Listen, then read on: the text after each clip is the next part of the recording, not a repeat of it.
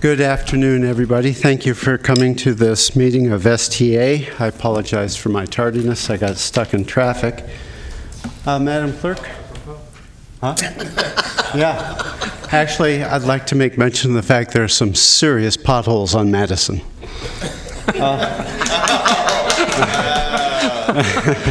And one of them snagged me. Anyway, thank you all for coming. Madam Clerk, can you please call roll and establish a quorum? Good afternoon. Campion. Carr. Here. Fox. Here. Frost. Here. Gatewood. Here. Guerra. Hanson. Present. Howell. Here. Hume. Kennedy. Here. Natoli. Peters. Chenier. Cerna. Here. Soon. Harris. In the end, I did show up. Yes, and you have a quorum. Thank you very much. Carrie, would you mind leading us in the pledge? Pledge allegiance to the flag of the United States of America and to the republic for which it stands, one nation, under God, indivisible, with liberty and justice for all. Okay, if you give me just a second here. To submit this? There we go. It's in the record now. Here it is. Okay, very good. Do we have any speaker slips? We do have a request to speak on an item. Is this not on the agenda? It is. Okay, Item could I 9. have Alejandro Cabrera come and speak to us? Item 9? It's item 9. Oh, it's Mr. item Harris, 9. yes. Oh, there we go, okay. So do we have any speakers for items not on the agenda? Anyone in the audience have comments to offer? Seeing none, let's move to the Executive Director's report. Good afternoon. I just have a few highlights from the Executive Director's report. First, Measure A revenues are continuing to track very well with our last set of projections. Year to date, sales tax revenue is up 6.3% from the same period 1 year ago. So we're doing very well. Secondly, I'm very pleased to report that we have finally completed the City of Alton's original Measure A total distribution. The original Measure A ended in 2009, but we've had a series of issues getting the money to the City of Alton, but we've worked through all of those things. And just last week, we issued their final payment for $442,000. And they'll be using it to rehabilitate portions of Union Street, F Street, and 3rd and 4th Avenues in Alton. Regarding the SB1 competitive grant program, we will know very shortly how our projects fared. 90 total projects were submitted to the CTC, which is far fewer than most of us who follow SB1 were anticipating. And STA submitted 6 of those 90.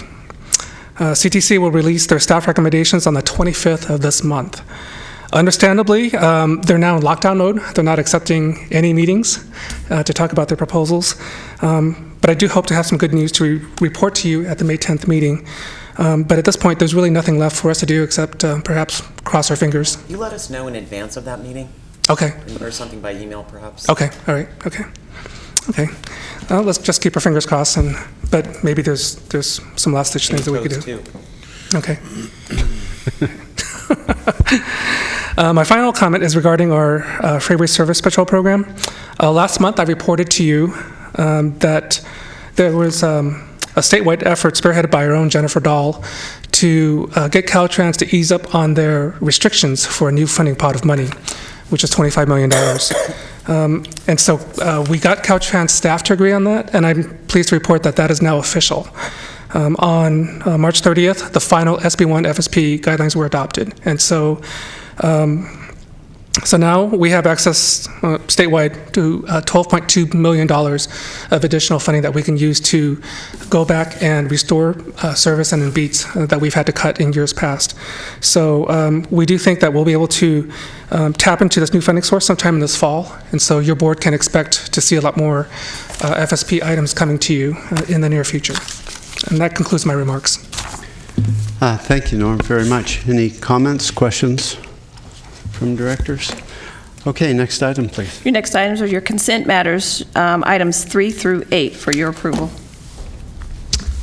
I'll move consent. We have a motion. And a second from Director Carr. Any comments? None. All those in favor? Aye. Opposed? Abstentions? Okay, consent calendar passes. Next item. Your next item is your separate matters is your neighborhood shuttle pilot program. Well, today I am excited to introduce the board to the projects nominated for the first round of funding to launch the long-awaited neighborhood shuttle program. The program is intended to promote the development or the expansion of shuttle routes in residential and commercial areas throughout Sacramento County that have infrequent or no transit service. The program should also help connect neighborhoods to the light rail system and to bus routes on major arterials. The proposed projects you'll be hearing about shortly do exactly those things. As you listen to the presentations, please keep in mind that the total requested funding may exceed what we have available.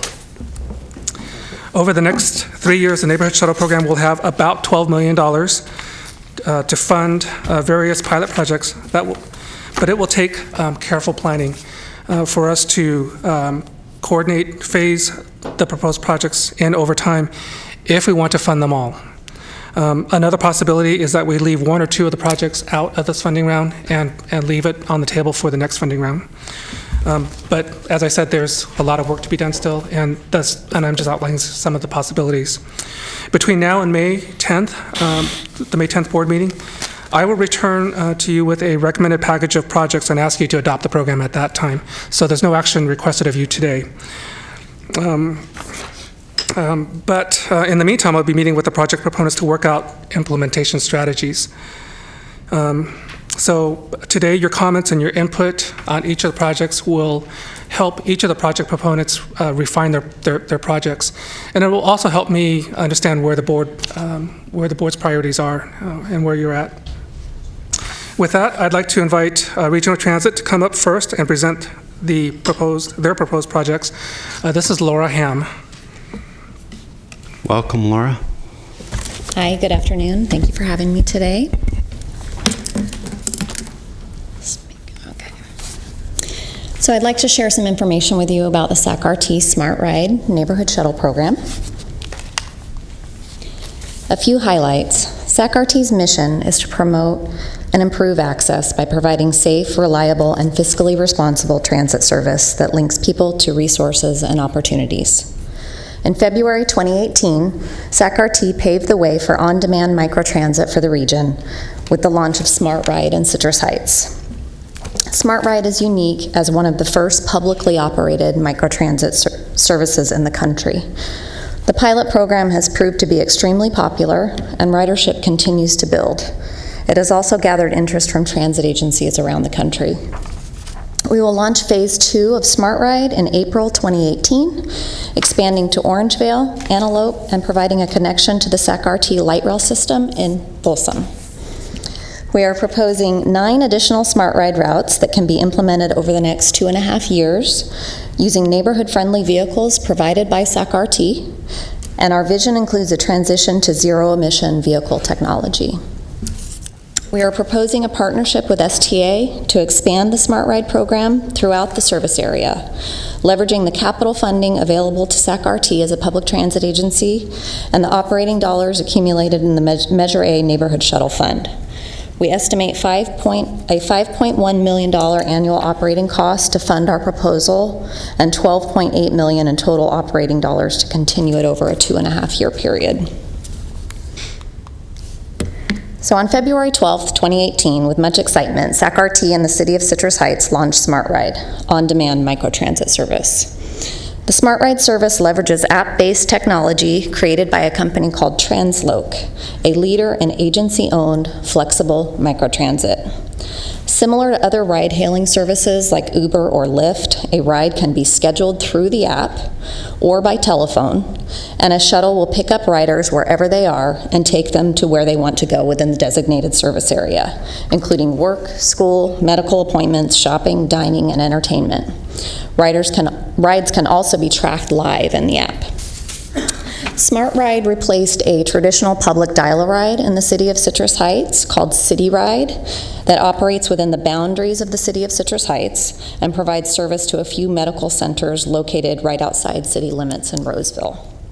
The service is provided using neighborhood-friendly small buses, and you can see a photo of one of our buses on the screen, with the easy to identify Smart Ride logo, and it operates from 7 a.m. to 7 p.m. Monday through Friday. Smart Ride serves the same area as City Ride did in Citrus Heights and is open to the general public. Regular SAC-RT basic and discount fares apply, so there's no additional charge for this type of service. SAC-RT would like to thank Citrus Heights for partnering with us to take this leap. They have been our engaged partner from the conception of this idea last fall. Our customer feedback has been very positive. You can see one of our customers, Peter, in the photo on the screen being interviewed by a reporter about the service. Peter is a paratransit rider who has advocated for same-day transportation that is accessible to persons with disabilities. We were very glad that he was able to take Smart Ride to the event on February 12th. So some early findings from the Smart Ride program. The optimization of service through the Transloc technology has improved our service efficiency over the previous dial-a-ride. We can carry more passengers per hour. Our customers, operators, and dispatchers find the microtransit technology easy to use and very intuitive. Operators obtain their trip information using an iPad. The graph on the screen shows that ridership is trending up for the service since it began in February, and this goes through the end of last week.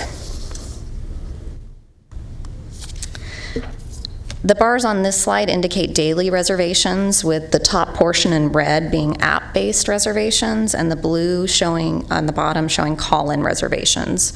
A little less than 400 people have downloaded and opened the app in the Sacramento area. About a third of our riders are booking through the app at this time. Our service area and hours will grow on April 23rd.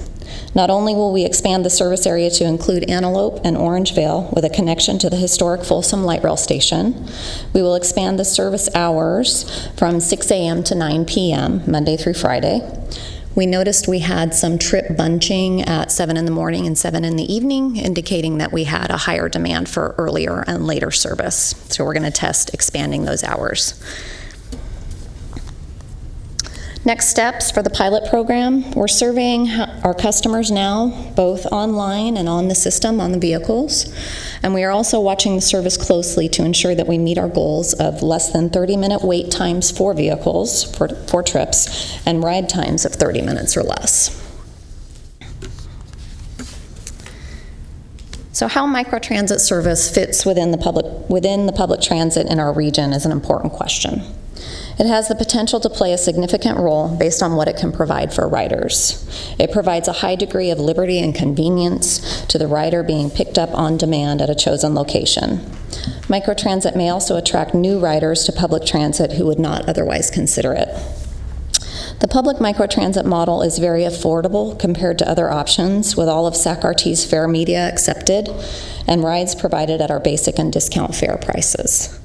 Our service is accessible to passengers with disabilities, using mobility aids, or with other special needs, and there is a potential to divert paratransit trips to microtransit service as well. So next I want to show you a list of proposed routes, which I'll go over in more detail in a moment.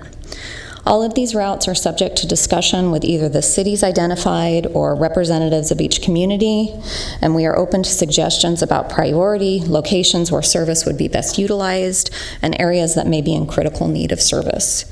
We will refine the proposals based on this input. SAC-RT will be able to use a sole source option to simulate and implement 2 additional pilots with Transloc, and we are looking at a July and September timeframe to launch the next 2 services. So as I mentioned, we are looking at July and September, and through discussion with STA staff, we understand that there's a desire to develop a service that can be maintained over the next 2.5 years or longer. Therefore, we have developed a tentative implementation schedule over that time frame, with implementation of new routes to coincide with when our drivers bid their work on a quarterly basis. We propose that the next 2 routes will launch in July and September, as I've mentioned. So to get into the details, the Next pilot that we're proposing would cover Franklin and South Sacramento. The Franklin area is an underserved area that we would like to prioritize for implementation. This route concept includes the western portion of South Sacramento with connections to Kaiser South and Methodist Hospital Medical Centers, which are both popular trip destinations on fixed route and paratransit service. The hours would be Monday through Friday, 7 to 7, provided with 2 vehicles. Most of the suburban routes that we're proposing would be operated on weekdays from 7 to 7. Next is the downtown Sacramento, Midtown, Old Sacramento route. This is more of an experimental microtransit model with the goal of providing midday and late evening service to provide new transportation options for workers in the area. The hours and service level will be refined when we simulate the service. One benefit that we found with using the Transloc technology is it allows us to use big data to simulate service before it's implemented, so we can determine demand and vehicle need and all the details of implementing the service. So this service may be provided with neighborhood-friendly buses or perhaps smaller wheelchair-accessible vans. And we're proposing expanded service hours, 7 a.m. to midnight, Monday through Friday, 7 a.m. to 2 a.m. on Saturday. And again, that would be refined as we go through the simulation with an operating cost of $1 million a year for this particular route and 4 vehicles identified. Next is Rancho Cordova. As travel patterns and employment centers have changed post-recession, we have observed that it is difficult for commuters who may use light rail to make connections to major employers in Rancho Cordova. We believe microtransit would provide improved mobility for transit riders in the area. The concept for this geofenced area in Rancho includes many of the major employment centers, and it would be refined through discussions with the city and other stakeholders. This route in Arden Arcade includes major destinations such as Arden Fair Mall, Kaiser Morse, Point West, and Cal Expo. The proposed route would provide improved service to several major destinations that have limited service at this time. The changing demographic profile of the area indicates the residents would benefit from and use additional transit service. Next is Sac State. The Sac State campus and surrounding vicinity provide a viable option for on-demand service that would potentially include various destination points such as student housing, on and off campus, and the 65th Street Light Rail Station, as well as portions of River Park. We will continue to partner with Sac State on the design of this service using data that they have available regarding student housing. This is a 7 to 7 with 2 vehicles, identified at $400,000 a year to operate. Next is the Carmichael area. So this route would be in the Carmichael community, providing improved service to American River College and medical centers in the area.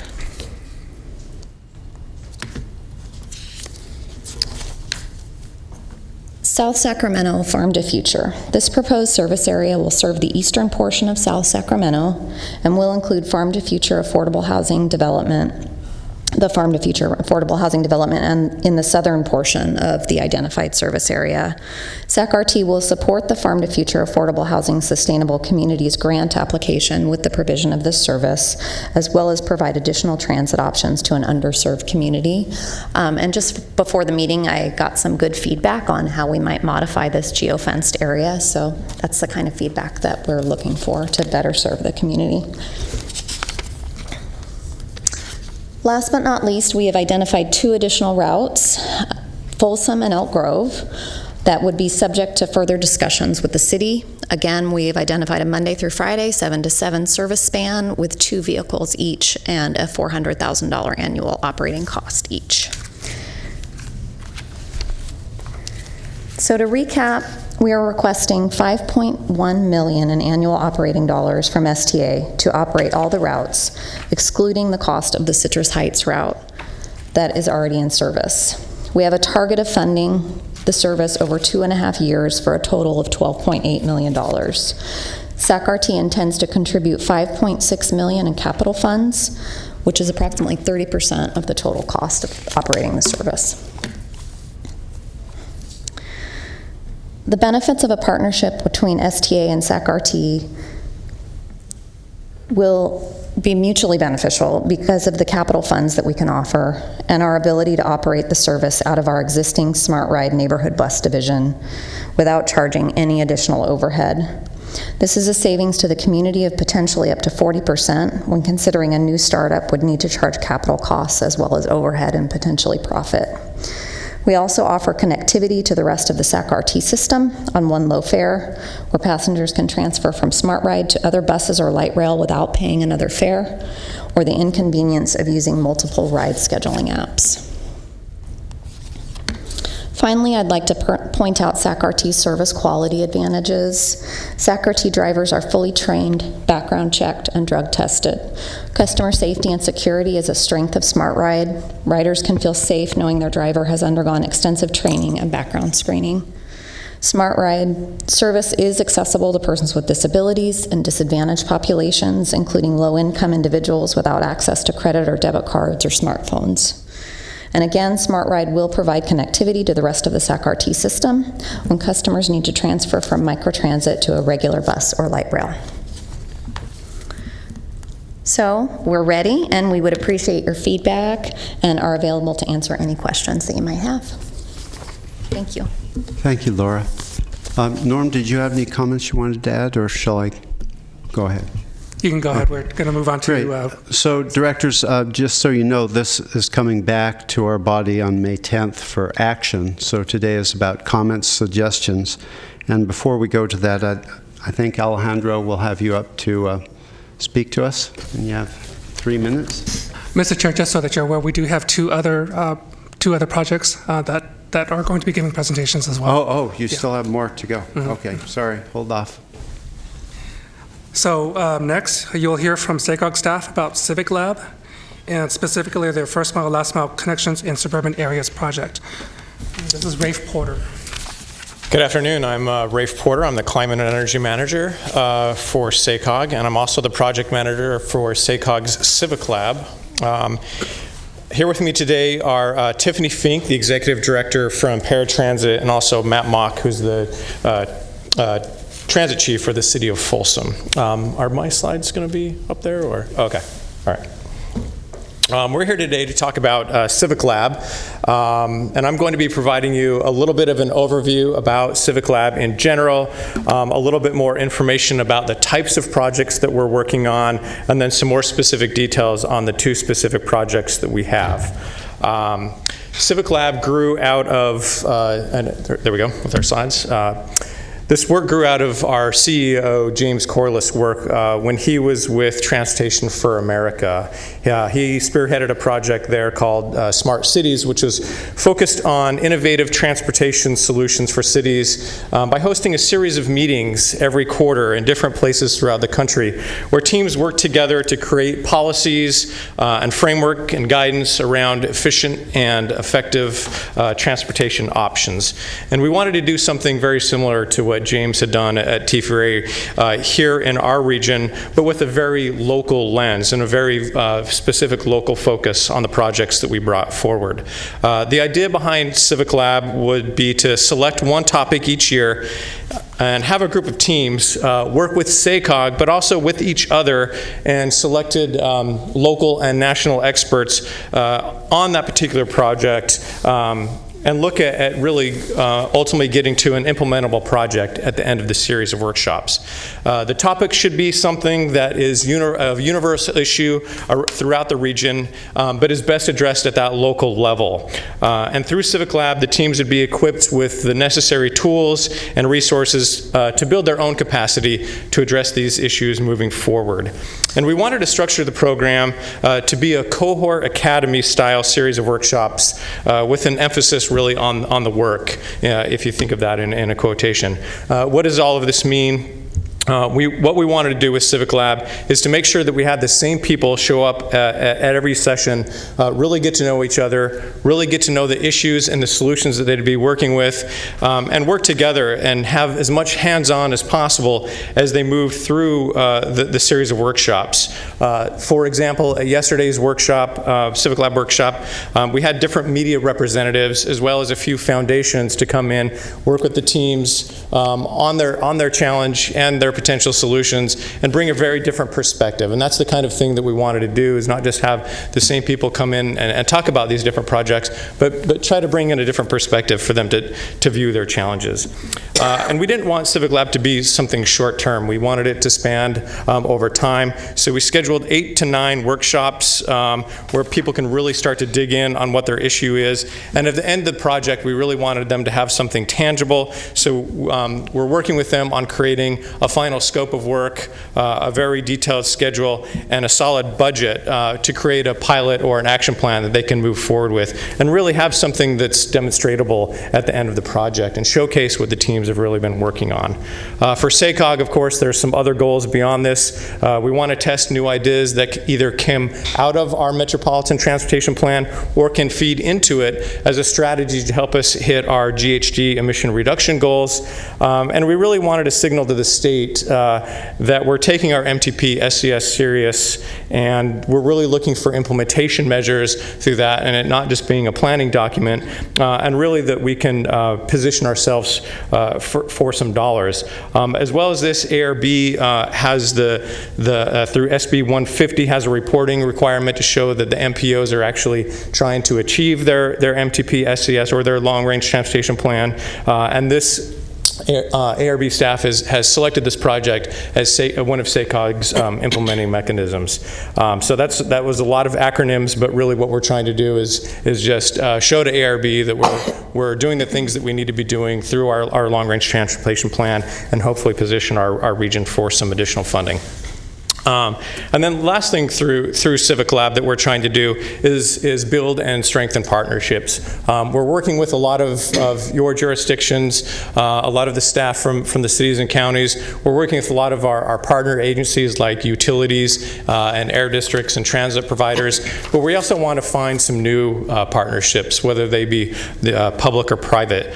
So we're working with Sacramento State University on a particular project, as well as Elk Grove Unified School District, which you'll hear a little bit more about later today. These are 2 new partners that we've never worked with in the past, so we're trying to build and strengthen those new relationships as well. So what does this all look like for Civic Lab? Well, in the first year, we wanted to focus on something that, again, tied not just to our MTP SCS, but also could start to bring in some innovation and disruption, and decided to look at smart mobility as the topic for this first year. And I'll go into a little bit more detail about what that means here in a couple minutes. We solicited for projects last summer. We thought maybe we'd get 4 or 5, but we ended up getting 24 different applications representing 16 different agencies. We landed on 8 teams from 12 different agencies from around the region. And since that time, we've actually grown and expanded, and we have 4 additional agencies that are working with our various teams. We also wanted to make sure we had a good cross-cut of what our region actually looked like. We wanted to make sure that we had rural, suburban, and urban projects, and we did land on that. And I can go into some detail, if you would like, on what those projects actually look like. Right now, we've gone through 6 of our 8 projects, so sessions, so we only have 2 more to go, so we're getting down to the very end. The teams have completed a scope of work. They've drafted a schedule, and we do have a draft budget, but we're in the last 2 months, we're really going to be honing in on those and finalizing the scope of work and those budgets. And I say we're putting the final touches on there because what we're trying to do in those last 2 sessions is bring on the vendors and make sure that they really tell us what they can provide for these challenges and what solutions they can actually bring to these. SACOG has an RFQ out on the streets right now that actually closes on Friday, and we're going to be having a quick turnaround so the teams can start working with those vendors as soon as late April. So we're really hoping to get these scope of work and schedule and budgets finalized. The draft budget that we have right now for all 8 of these teams is around $3 million, which again will be refined as the teams start to work with the vendors. But I don't anticipate all of these 8 projects to really have a fully fleshed out scope of work by the time that the funding is available. So that money, that $3 million, could actually come down a little bit. And last week at SACOG's Transportation Committee, they recommended to the SACOG board to allocate $1 million in funding to go to these Civic Lab projects. And they'll take action on that next week. So we've allocated about a third to half of the funding that we anticipate needed for the Civic Lab projects already. So that's, in summary, what Civic Lab is all about, and in general, or specifically what we're trying to do through this first year of it. And I want to take a couple of minutes to talk about generally what the projects are working on, and a little bit more information about smart mobility and why we chose that as the topic for this first year of Civic Lab. Currently in our region, commute looks like it does through a lot of the country. About 75% of all commute trips are taken in a single occupancy vehicle. Next, it's about 12% taken through carpooling. We have about 4% that's taken through walk and bike combined. And then in our region, we have about 3% that's through transit. And then we've got a bunch of people that are actually working from home. So in order for our region to achieve its GHG goals, we really needed to shift away from this single occupancy dominant kind of commute pattern and really start to look at and get people into these other modes of transportation. The MTP SES is putting a lot of effort into getting people onto transit through various land use measures, as well as TDM and other ways of thinking about travel behavior, trying to get that shift more into transit. However, as we're starting to see a shift in these modes, not only as new modes come on, but there's also new disruptive technologies that are really shaping what the modes are actually going to look like. There's a lot of TNCs, or these transportation network companies like Uber and Lyft out there that are really changing the way that people get around. Autonomous vehicles and autonomous shuttles are also a big thing that we're starting to see, not necessarily so much here in our region, but other areas in California are starting to see that. So through Civic Lab, we wanted to take a look at that. I put a picture of a cell phone up there on that slide because people are using cell phones just as much for a way of commuting and getting around as they are for transportation. And who knows what drones might look like in the near future. Uber actually has an aviation division right now, so I don't know, Abu Dhabi and Las Vegas might be the first test cases, but who knows what's going to happen in our region moving forward. This isn't the first time that technology has had a shift on the way we think about commuting and how it shapes our cities. The picture in the top there is the city, is New York City in 1876, and the tallest building at that time was I think it was a 20-story Woolworths building. But you fast forward 60 years, and it looks like the picture on the bottom. And the big technology that occurred in that time shift was the hydraulic elevator. And it really changed how people moved, and it changed how it shaped our cities. The other thing that it did is it put people into this new luxury item of an elevator. Elevators first had couches, and of course they had a security guard to whisk you to the floor that you needed to go to.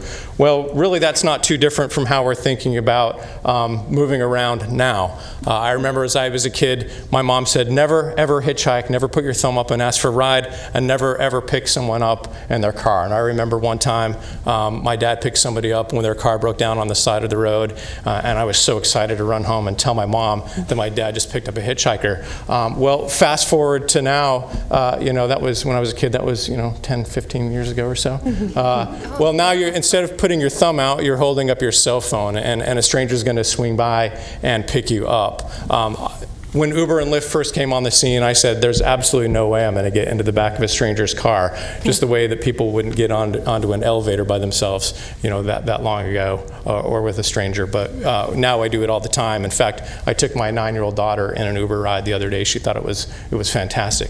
So this is the type of technology and the disruption that we're looking at Civic Lab, and we want to make sure that we're not only thinking about this, but maybe trying to keep in step with it and not let it get too far out ahead of us. So what is smart mobility and what are we looking at through Civic Lab? So we're looking at autonomous and connected vehicles. We do have one project that is going to be looking at what an autonomous shuttle would do in our region. We're also looking at shared, and that's car sharing, it's ride sharing, it's ride hailing, things like that, and electric. So not only how do you change behavior, but what kind of vehicle technology can you put in all of these solutions. So this is generally what we're looking at Civic Lab, and again, we've got 8 teams that are kind of focused in these potential areas. And what we're really trying to do, and the slide says it best, so I'll just pretty much read it from there, is we're trying to move the most amount of people in the fewest number of vehicles over the shortest distance with the least amount of emissions.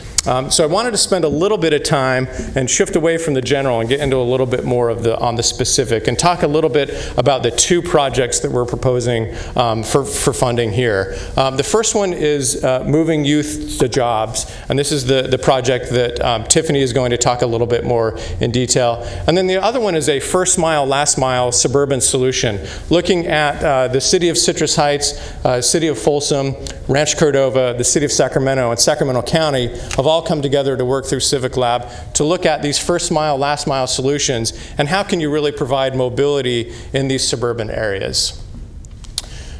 So the first project is this moving youth to job, and I'll just go over this very briefly because Tiffany's going to go into a little bit more detail, or quite a bit more detail, on exactly what they're looking at. But this project is a partnership between Paratransit Inc., the Building Industry Foundation, so the nonprofit arm of the Building Industry Association, as well as the Elk Grove Unified School District. And what this project is really doing is looking at the internship opportunities that exist around our region, but specifically the city of Sacramento and the city of Elk Grove, and also looking at development sites or areas in the region where development is actually occurring that might not currently be served by transit, and looking at how through all of the things I talked about through Civic Lab, they might be able to move these youth to these job opportunities, and especially looking at youth that aren't going to have access to good transit or transportation options anyway. So I'll let Tiffany go into a little bit more detail on that, but that's just a snapshot of one of the projects. And the other one, as I mentioned, is this first mile, last mile project in suburban areas. So again, City of Citrus Heights, City of Folsom, Sacramento County, City of Sacramento, and Ranch Cordova are working together on this. It's been a great relationship between these 5 jurisdictions, really looking at, one, really digging into what are the issues that they all share, but also how are they different? How might different solutions work for them? So it's very possible that through this Civic Lab project that we will have 5 different pilots that could come out of this, but based on their conversations with each other, as well as the vendors that we select through the RFQ process, they might land on one. I do want to talk a little bit more about the city of Folsom since I have Matt Mock here, and if we have specific questions about their project, he's agreed to come up and answer those. At the city of Folsom, they're really looking at, again, the light rail connections. So first mile, last mile to their light rail connections, but also they've got a lot of other things happening in the city of Folsom, which I'm sure you're all aware. They've got the Folsom Lake Community College, which operates a lot of the time after the hours of existing transit, as well as they've got some large employers, both with the Folsom prison system, as well as Intel, thank you. I was going to say HP, but Intel. Thank you. And Intel. So again, how can you work with these employers? Maybe it's through a TDM process, or maybe it's just through something like microtransit. How do you educate people that transit is a viable option, and how do you actually get them to the transit stations that exist now? The other thing that we're going to be looking at is, as RT expands its existing light rail service to the city of Folsom, both through the light rail as well as things like Smart Ride, how can they either complement that service or add additional service to match that? So we're looking at that through Civic Lab, as well as we're going to, again, be talking to the vendors to really get down into a little bit more detail on what that might look like. So that's the end of my presentation. I think now Tiffany will come up and go into a little bit more detail about the work they're doing in Elk Grove. Thank you. Rafe, did you want to specify your ask? In total, we're looking at $1.2 million between the two projects. And again, SACOG has allocated $1 million of its own funding to also move these and the other 6 projects forward. We'll continue to work with Norm and his staff, as well as all of the teams through Civic Lab, to refine the scope of work and the budget for each of those. But the 1.2 between the two projects would move both of them forward, saving the other $1 million that SACOG has allocated for the other projects. So that's 1.2 in addition to the 1 million that SACOG's already put in Correct, place? Okay. yes. Great, thank you. Finally, we have Tiffany Fink from Paratransit. Welcome, Tiffany. Thank you. Good afternoon. I'm Tiffany Fink, the Chief Executive Officer for Paratransit. There we go. So today, following up on what Rafe said, I'm here to talk to you a little bit more about our Civic Lab project, which is specifically called Workforce Transportation for Youth and Young Adults. We're really looking at the 16 to 24, so both in high school and out. This project started with the Civic Lab, and so I won't go through it since Rafe did. But in our case, it was unique because 2 different entities submitted a proposal. Paratransit has been in the mobility space since 1978. We're known for providing the ADA service, but we're also the mobility management agency that serves the region. So we do travel, training, all sorts of things to promote independent transit. And it's not only for elderly and disabled. We travel, train all sorts of groups on how to use fixed route and light rail service. And so we had noticed youth. There are a lot of similarities between youth and the elderly. Low income is a challenge. They do not have smartphones, or if they do, they don't have the money to pay for an Uber and a Lyft that a more affluent or older group will do.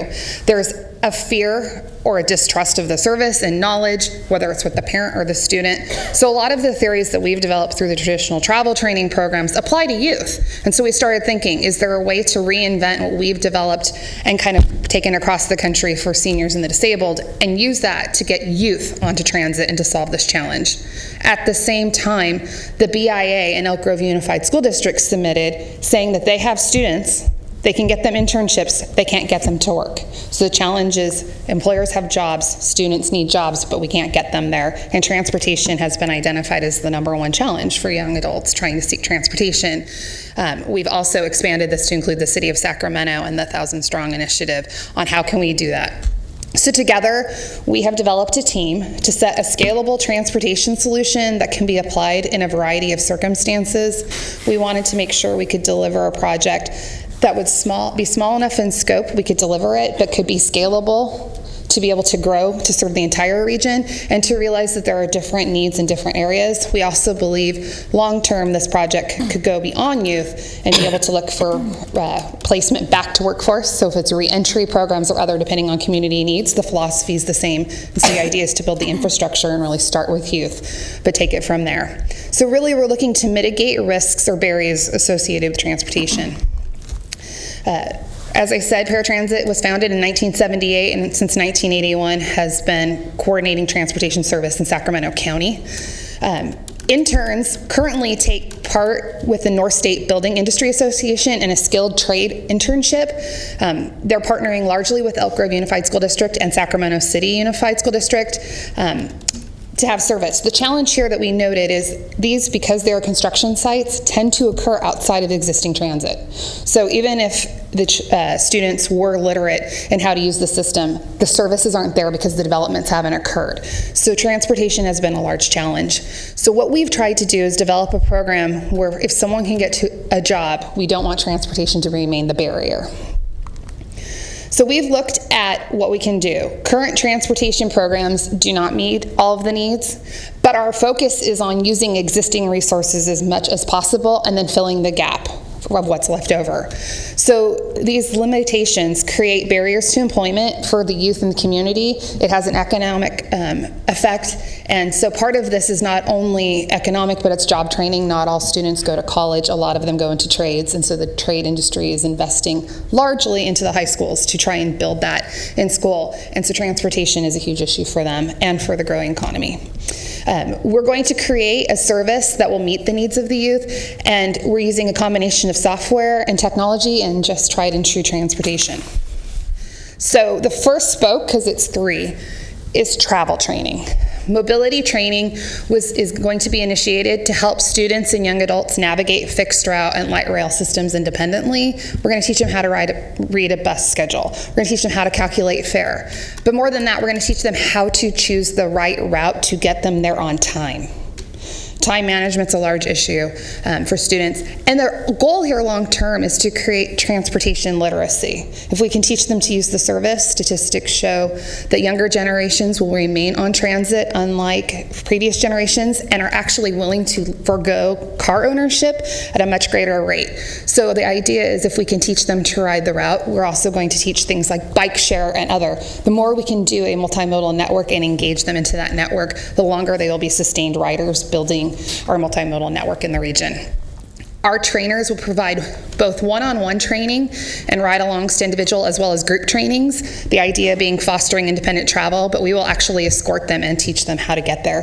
That's both for the student to have the confidence, but also for parents to know that the child's not just being taught and sent out, but we will actually work with them and escort them until we have a level of confidence that they can maneuver the system on their own. So our goal is within 1 year that we will see an increase in ridership on both the City of Elk Grove's transit system and SAC-RT based on youth. In addition, we're looking at van pool services. So in this case, while Uber and Lyft are an option for youth, there are a lot of challenges to placing them in that. The proposed place here is to look at shared use service where we would be contracted to provide service. But instead of being one or two at a time, looking at patterns, looking at ways to get multiple employers and multiple students to similar locations, hopefully with the focus of using fixed route to get them to the terminus of where they can travel and then moving them from one point to a destination to get them there. So whether that's the job site, a construction site, or elsewhere. And then the students will be required to pay. And this is a big part of the program, is that they will be charged a fare in the beginning. The BIA has agreed to have either themselves or their employer pay it for a period of time, but then through wages, it will actually move to the student because the student needs to know it's not free. It's a cost of life. And so if they're going to have a job, part of it is teaching them how to calculate and plan the needed expense to get to their job and sustain their job. And then we will use this need to work with them on the existing. And hopefully, what we're also looking for here with the literacy piece is we've talked a lot to the City of Sacramento about not only providing service, but getting in front of the students when they're looking at the internships they're picking and talking to them about where do you live? Where are you going? What internship do you think is cool? Which one can you actually get to? What are the services available to you? How much is it going to cost? If you have two options and one is easily available by transit, we should look at option A, not B, and what that really means to you for long term and how to make smart choices for long-term skills. So currently, beyond the in development, we're going to take the first phase and behind the scenes build it into an app. The idea being the pilot, as it stands, has a dedicated feed. So Elk Grove Unified and the City of Sacramento through their internship programs. But we do want to be able to build a resource where a student who's not affiliated with a workforce program could reach out, seek these services, and be funneled in to the transportation to connect them on how to get their employment. We also hope to expand to other employers to bring their internship programs on board. We'll make coordinations with Uber and Lyft. There is the ability for agencies such as paratransit to be able to schedule in advance. While the public can't go in and do it, we can actually do a version of van pooling.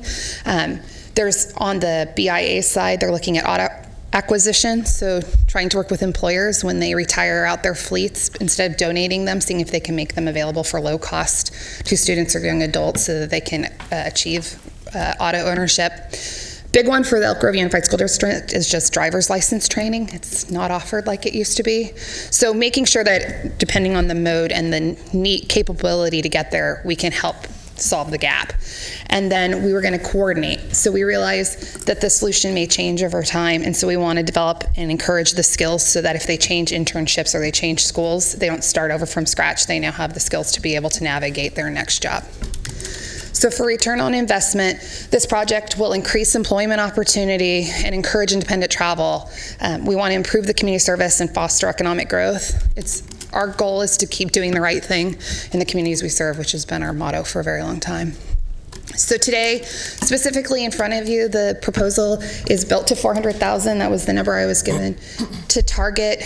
Some of it will go into technology development, so the app, the large share is the actual transportation services, which is one-on-one travel training, and the cost of some direct transportation. That will be also initially matched by BIA and Elk Grove Unified through their resources, and then marketing and figuring out how to strategically plan this to broader youth. I can say this, though, that this project is scalable, and so this was based on a target, but it's obviously something that if more funding were to become available, the project is easily ready to ramp up, and it would allow us to move to dedicated staff instead of working within a managed workload. But we wanted to build a project that was able to roll out right away and be deliverable.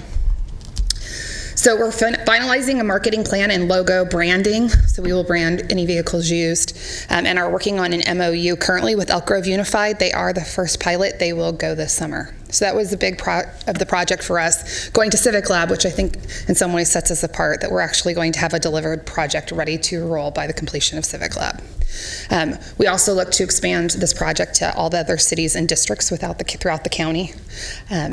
We will be providing direct transportation to those job sites, as well as providing extensive travel training and system education for students, and then obviously to develop an application to connect youth to services and training.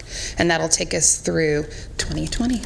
To give you an idea just who's involved, right now the executive committee includes Rick Larkey from the North State BIF, Eric Johnson from SACOG, and myself. But this gives you an idea that while there's 3 spokes, we really are trying to take a holistic approach to all the different ways youth access transportation and figure out how they're coordinated. Right now they really aren't, and it's hard for an adult to maneuver, so for a youth, try and figure it out. So our program is to create a funnel where they come to us and then we work with them to help them identify what their right solution is. And that's it. Okay, thank you, Tiffany.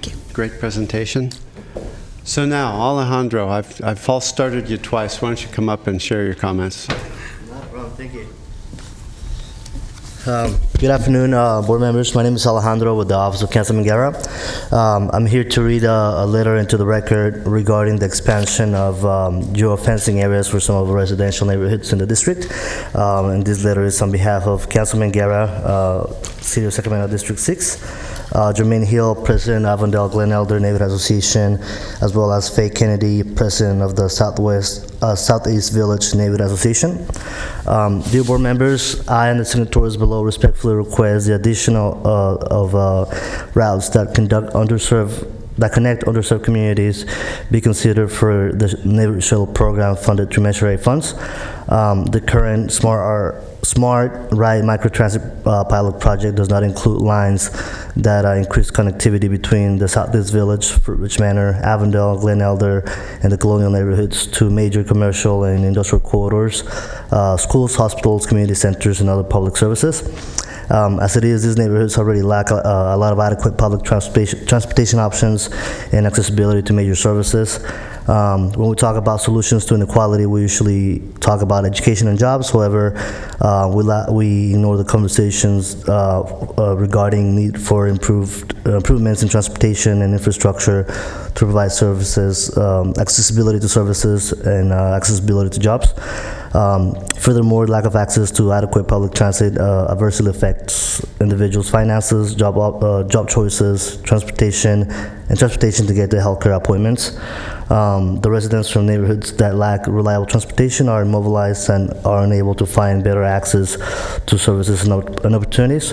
And for these reasons, we urge the Sacramento Regional Transit staff to work with local neighborhood associations to develop and include shuttle routes that take into consideration better connectivity of the Southeast Village, Fruitridge Manor, Avondale, Glen Elder, and the colonial neighborhoods. Respectfully, Councilman Guerra, District 6, Jermaine Hill, and Faye Wilson Kennedy. Thank you and have a nice day. Thank you, Alejandro. Okay, directors, it's our chance to go. Director Gatewood. All right. So I'm taking a look at the Rancho Cordova one. We're going to... So I want to make sure that when you we need to meet with our city and that gentleman over there, because we need that flipped, because it's not including our population. It's on the side of the business district are not really the people that would use more of the paratransit and what with that. We also have a VA hospital in between. Okay. And I would like to see that our VA hospital, and we just tilted up probably another 60 or 80 for homeless vets that were pulling off the city, and a lot of those individuals need to be able to get to the VA hospital. Technically, that's not in the city boundaries, but it's right next to it. So as we're designing this kind of thing, if we're going to take into account for our different groups, you know, we want to be able to get the people that are disabled and more of the group that would be using this type of transit system to the hospital that happens to be right next to in our city. So if we could schedule a time to actually come out to really highlight on that for my group and my citizens. Absolutely. So we're working on getting that meeting scheduled, and that's exactly the kind of feedback we're looking for. I appreciate that. Thank you. Thank you, Director Gatewood. Director Cerna. Thank you. Or this might be a question for either you or Mark. I see Mark Lonegren's in the audience, but I'd like to know what the plan is to wed eventually the expansion of microtransit in these various other locations besides citrus sites throughout the county. At the same time, RT is looking at route optimization, because it seems to me you'd want to really keep how you're going to develop the service in other cities and other locations aware that the existing bus routes, headways may change in some cases significantly. And of course, you want to maximize the ridership of both systems. So I'd like to hear a little bit about how that's going to be achieved. Yeah, I can answer that question. So as we move forward with the route optimization, or SAC-RT forward, we're going to be looking at areas where typically microtransit would be applied in areas where there's lower density, so more of the suburban neighborhoods. So we'll be identifying areas that will be good candidates for the expansion of microtransit. These areas that have been identified for the most part are suburban areas with less density that we think are good candidates at this time. But as we move through that project over the next year, we'll refine those and may identify additional areas that might be good candidates in the future.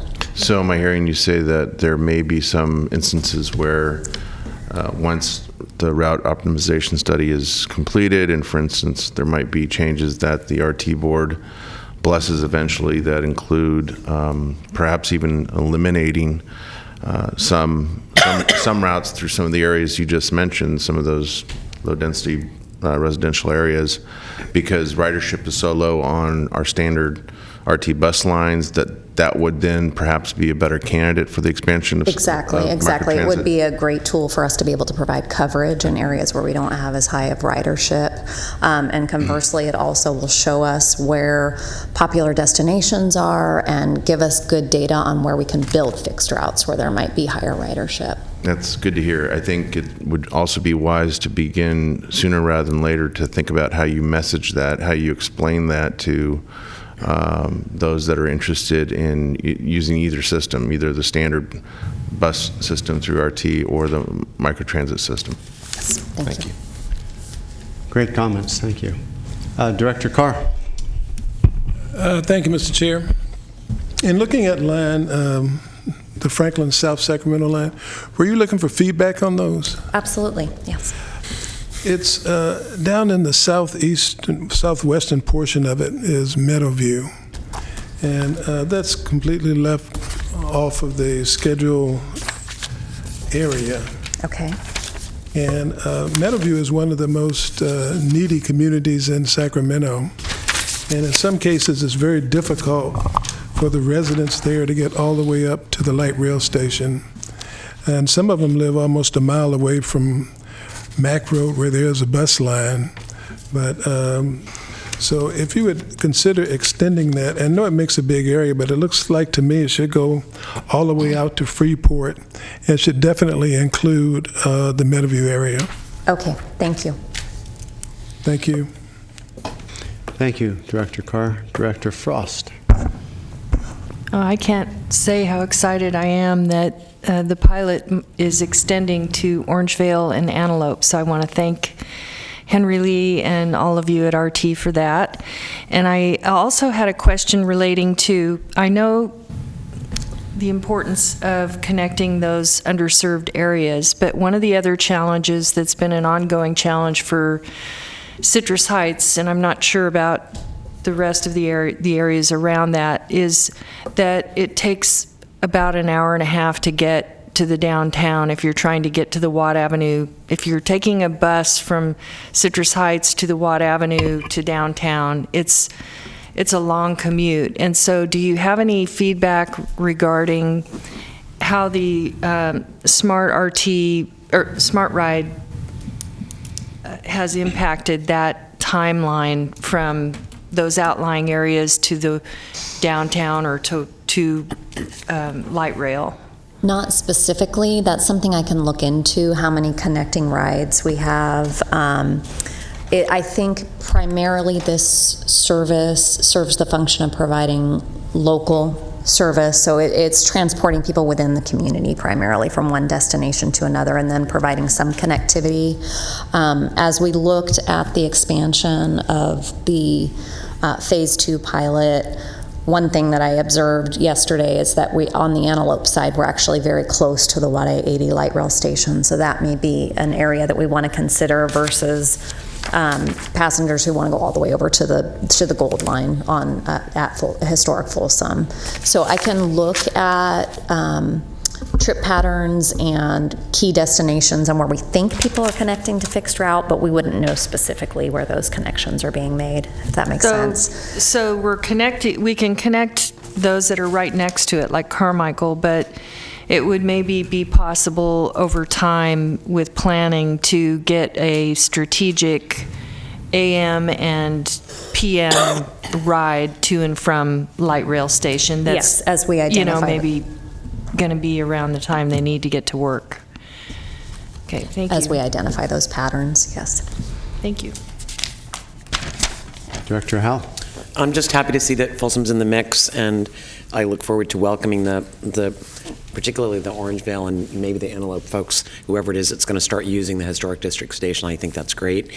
And I think that it's also a really good idea. We had someone, I don't know if you were at the council meeting a couple weeks ago, but we had some people that came and spoke, people that work at Intel that live in Midtown, and they would be thrilled at being able to make better utilization of getting from the light rail station to and from Intel. Mr. Chairman and members of the board, I do have a good news to share, and we are planning to extend the late night service from sunrise to the Folsom, the light rail service, from 7 p.m. to midnight or after midnight, starting from June 17th. Can you say that again? I'm sorry. Okay. Right now, the light rail service stopped at 7 p.m. at sunrise, not continue to the Folsom. By June 17th, we will extend that service from 7 p.m. to midnight, from sunrise to the Folsom. Hip hip hooray! So that's the one, everybody good come on out to news. Folsom to go to restaurants and do whatever. And also, this funding not come from the STA, not come from the RT, it's come from the state. We identified $3.6 million operating fund. Great. That will allow us to run 9 years of the service. Excellent. So that's one good news. Second good news, hour before I come here, we reached verbal agreement with our union.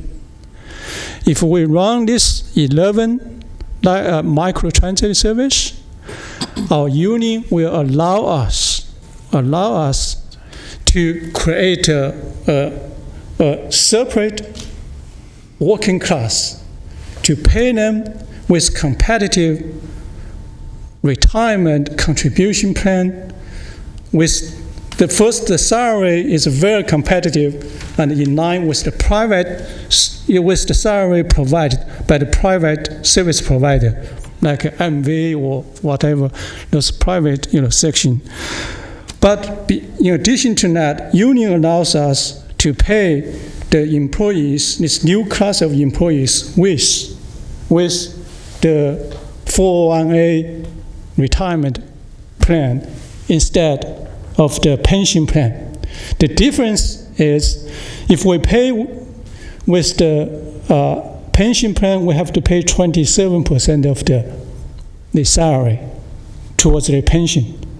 But now, union agrees with us to pay them only with 3% of the salary as a 401A plan. What does that mean? That means our operating cost will be reduced by at least 20%. That will actually put us very competitive with the private service providers in terms of the operating cost. Not just because of that, we identified total $5.6 million capital cost.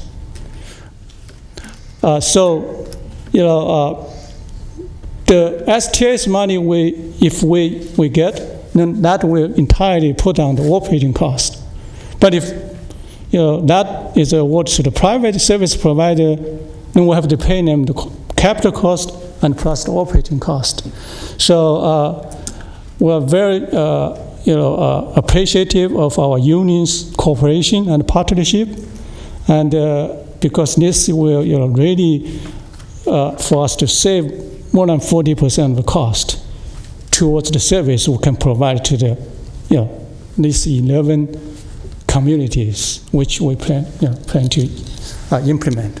So I just want to share that with you guys, and there are lots of other good news, and I know the time is not here to share. Well, thank you. And just for the people who don't know, this fine gentleman is Henry Lee, the Executive Director of Regional Transit, for the record. Are you done, Carrie? That's some of the best news I've heard from RT in many, many years. That's great. Director Hansen. Thank you, Mr. Chair. Kira, I think we're also working on double tracking as a long-term thing for Folsom.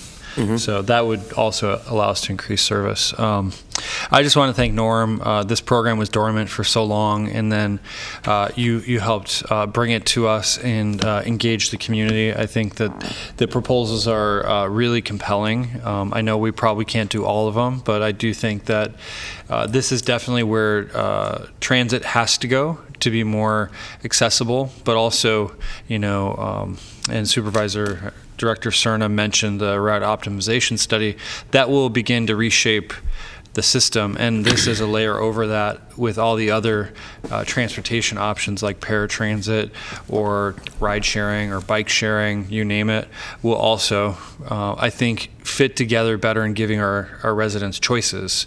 How we make a decision about which programs to fund, I think, is going to be hard. I think that it would be helpful for guidance from you, Norm, as we evaluate these proposals to look at, the ability to serve people, the number of trips, the destinations and population centers in them, and then have some metrics to say if we try something that it's not working, and to shift it or to try a different pilot area, because not all these pilot areas will work. I think that this is inherently experimental, which is not a bad thing. Government's usually afraid of failure, but a lot of times we try something and then we stick to it because we're afraid to admit it doesn't work. So it's better to try it. If it doesn't work, make changes, and then if that doesn't work, then stop it and try something different. Than to keep doing what we're doing. The last thing I really want to say is I think this is a huge moment of leadership for STA at the meeting to bring more transit options to the places in the county that don't really have them.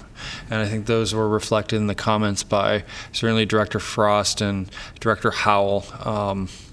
Because we know we have a lot of areas of the county that regional transit or paratransit can't effectively reach for their populations, but we know those people need access to. So I think this is a great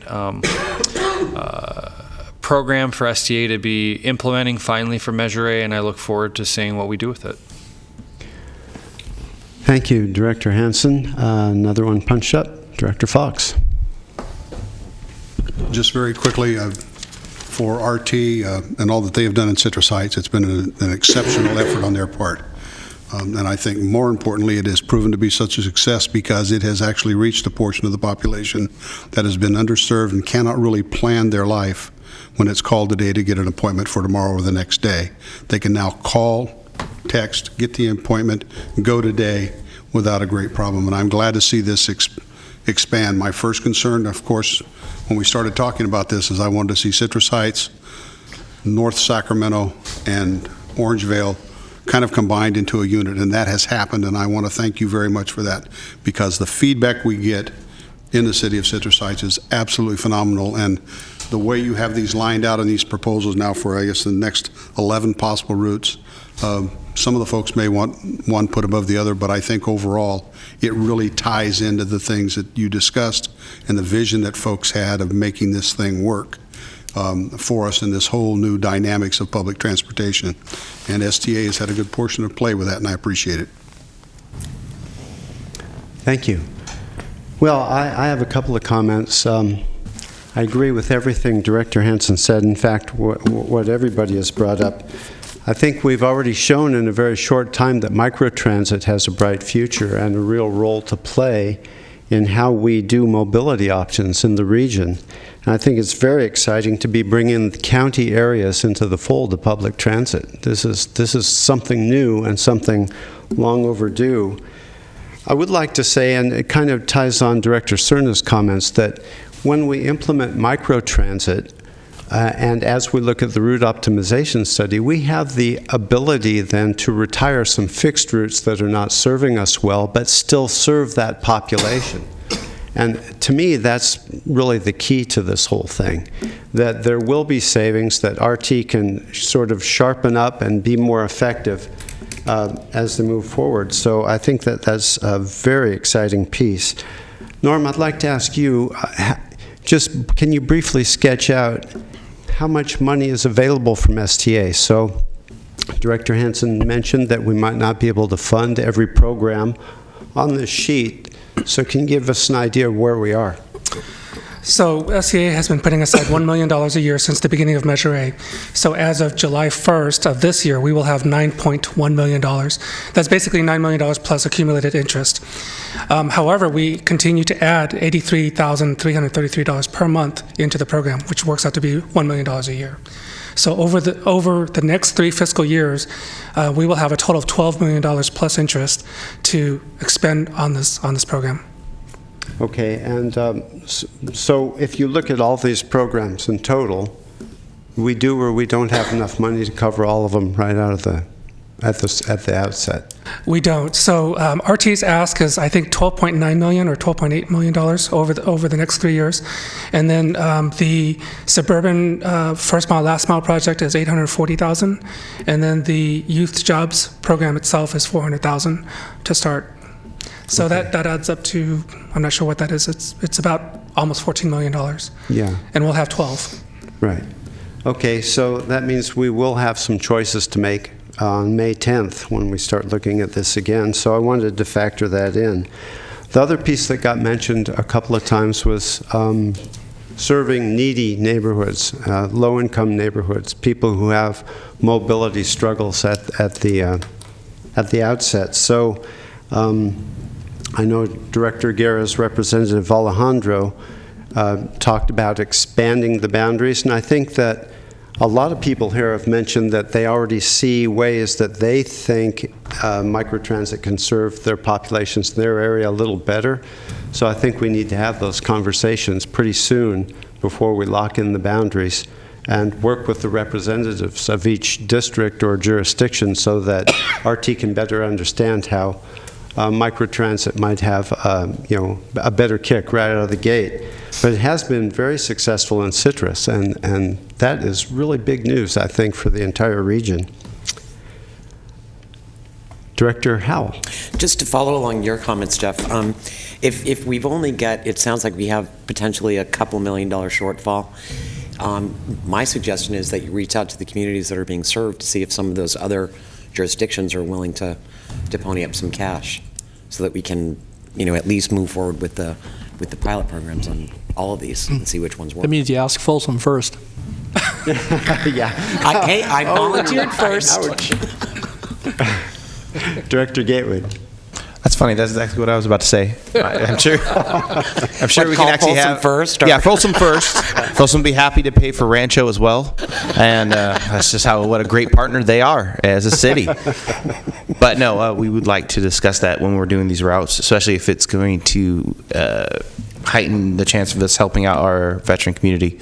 We do have funds available. Director Natoli. Just in light of that conversation, certainly I would say that I know that the county and some of the developing unserved areas has county service area 10. I think some of that went into Rancho Cordova with the annexation, and there may be some available monies that, again, with the right finessing and I think a combination of funds, again, working with certainly those that are proposed, but looking to, certainly I'll just speak for the unincorporated area of the county, there may be some opportunity, some areas that Supervisor Kennedy and I represent, although it may not be far enough easterly, at least with these proposals, but there are some opportunities because we're always looking at shuttles and getting word out and so forth, but there's been some funding that's been accumulated, and there will be an ongoing funding source available. Maybe you're aware of that, Norm, or not, but I do think that that's an important aspect to take a look at. In pre-incorporation of the city of Rancho Cordova, there was a portion of the city, they may have expanded upon that actually was included, that was annexed as a part of that. So again, it's not a large source of money, but it might be, again, another piece of the pie if you're trying to cobble this all together. So I wanted to point that out. Thank you. Thank you, Don. The last thing I'd like to say is that it certainly feels like this to me anyway, that an essential function of microtransit should be the first last mile piece, and that as you build the routes, it really should be built around getting people more plugged into transit wherever possible while still serving that particular area. Okay, that's all I've got. I think that concludes this item. I thank the presenters. It was all really interesting and informational. Do we have any other ideas or comments from directors on any item? Seeing none, we can call this meeting adjourned at 2:51.